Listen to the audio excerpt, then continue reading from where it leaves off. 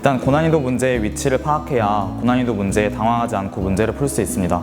먼저 국어 영역의 비문학 과학 영역, 그리고 수학 영역의 21번 미분 문제와 30번 로그 함수 또는 격자점 문제, 그리고 영어 영역의 빈칸 추론 문제는 특히 변별력을 가르는 고난이도 문제가 출제되니까 여기에 유의하고 있어야겠습니다. 자신이 취약한 유형도 위치를 파악해두면 더욱 좋을 것입니다. 아이러니하게도 고난이도 문제를 잘 푸는 방법은 중에서 하난이도 문제를 잘 푸는 것입니다. 이 문제들에서 시간을 세이브해둬야 나중에 고난이도 문제를 풀 시간이 확보되기 때문이죠. 그러니까 고난이도 문제를 준비하는 동시에 중에서 하난이도 문제까지 병행한다면 더 좋을 것입니다. 보통 시험 보다 보면은 고난이도 문제가 뒤쪽에 있잖아요. 그래서 다른 자기가 풀 수 있는 문제는 다 푼다는 가정하에 시간이 얼마나 남았는지가 되게 중요한 것 같더라고요. 그래서 저는 일단 어려운 문제를 풀기 전에 준비 단계로 풀 수 있는 문제들을 가장 빨리 정확하게 풀 수 있는 연습을 했거든요. 그 연습이 다 된 후에 그때부터 이제 고난이도 문제를 풀 수 있는 능력을 키우는 연습을 했는데요. 저는 처음에 딱히 그 공부 방법을 잘 몰랐었어요. 근데 수학 같은 경우에는 제가 학원을 다니면서 담임 선생님께서 공부할 때 심심하면 수학 문제나 만들어 봐라 해가지고 수학 문제를 만들다 보니까 고난이도 문제들이 어떻게 만들어지는지를 혼자서 연구하는 그런데 재미가 붙더라고요. 그래서 그렇게 하면서 고난이도 문제에 대비하게 됐습니다.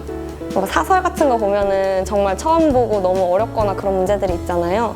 그런 거를 지금까지 붙잡고 있는 게 아니라 그런 거는 수능이 안 나온다는 마음을 가지고 그냥 쿨하게 버리고, 그냥 저 같은 경우는 같은 문제집을 6번, 7번 반복해서 풀었는데 그럴 때마다 꼭 여러 번씩 틀렸던 문제가 있으면 그 문제를 다시 복습하고, 그래도 잘 안 풀린다 하면 그 문제만 스크랩을 해서 수험장에 직접 들고 가서 시험 보기 전에 몇 번 풀어보고 그러는 과정을 거쳤던 것 같습니다.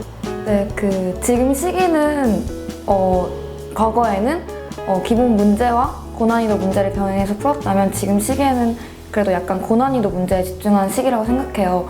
근데 고난이도 문제라는 게 무턱대고 어려운 개념을 묻는 문제가 아니라 수험생들이 잘 알고 있는 기본 개념들을 어떻게 논리적으로 연결해서 풀어나갈지를 묻는 문제라고 생각해요. 그래서 고난이도 문제를 너무 겁먹지 않고 기본 개념들을 연결시킨다는 그런 생각을 가지고 지금 시기에 고난이도 문제에 집중을 한다면 막상 수능 시험장에서 어려운 문제가 닥쳤을 때 지금 공부했던 걸 바탕으로 하면 절대 당황하지 않고 쉽게 풀어나갈 수 있을 거라 생각해요. 저는 우선 제 취약 과목이 영어였는데 영어 같은 경우는 기출 문제 중에서 빈칸 추론이 가장 고난이도 문제로 대표가 되는데 그 문제를 잘라서 점심시간이나 저녁시간에 밥을 먹으면서 어려웠던 구문을 이렇게 형광펜으로 칠해서 그걸 계속 반복해서 보고 그렇게 어려운 지문이나 문장 같은 거를 편안하게 느낄 수 있도록 수능장에서도 편안하게 느낄 수 있도록 그렇게 익숙하게 연습을 많이 했던 것 같아요.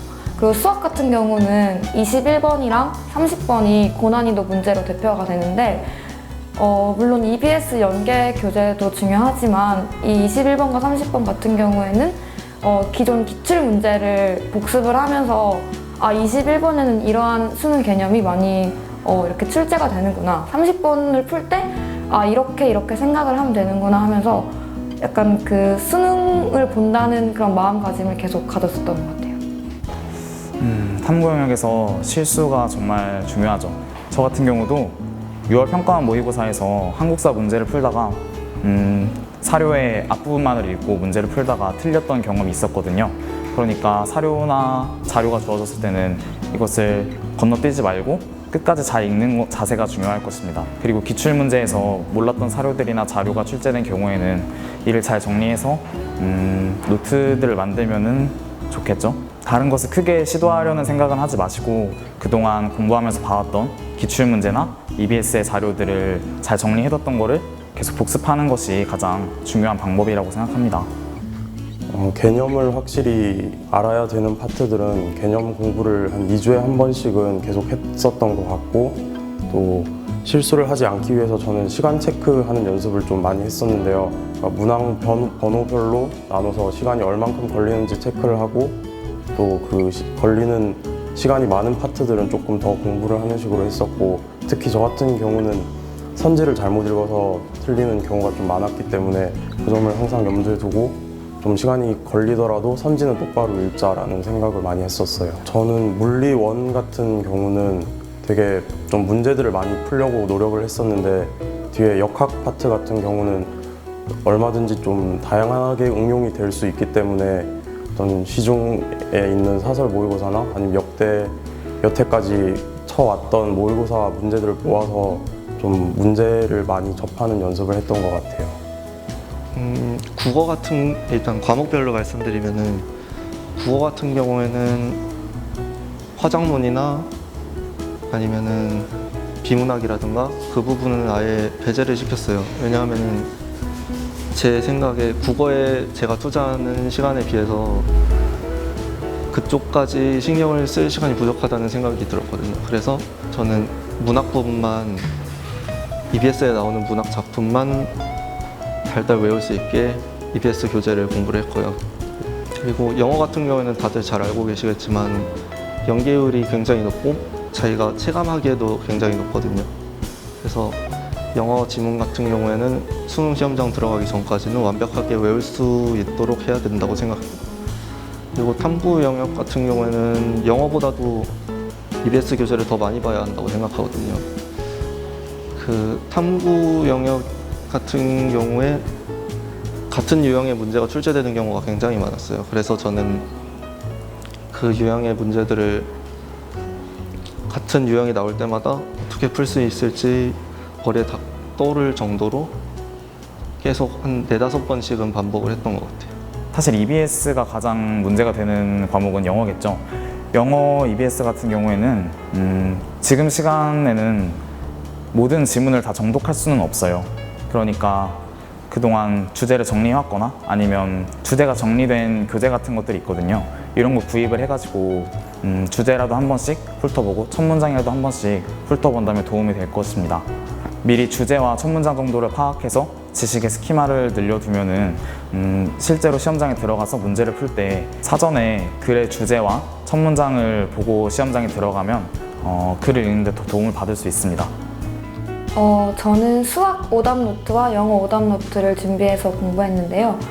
수학 같은 경우에는 모든 틀린 문제를 적기에는 시간도 부족하고 그걸 다 볼 여력도 지금 시기에는 없을 거예요. 그래서 저는 2번 이상 풀었는데도 틀린 문제를 모아서 수학 오답 노트를 작성했고, 그다음에 또 자기가 틀리는 문제를 살펴보면 꼭 놓치는 개념들이 있을 거예요. 그 개념을 오답 노트 옆에 적고 그 개념과 문제를 연결시켜서 봤던 것 같아요. 문제 따로 개념 따로 보는 게 아니라 오답 노트를 적으면서도 개념과 문제를 연결시켰어요.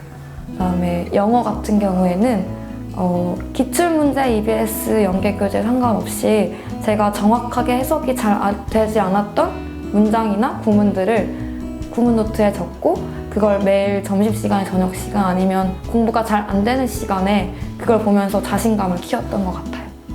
영어가 제가 가장 취약한 과목이었는데 그렇게 처음에는 잘 해석이 되지 않았던 그런 문장들을 계속해서 반복해서 보면서 이렇게 정확하게 해석이 돼가는 제 자신을 보면서 일단 자신감이 먼저 커졌고요.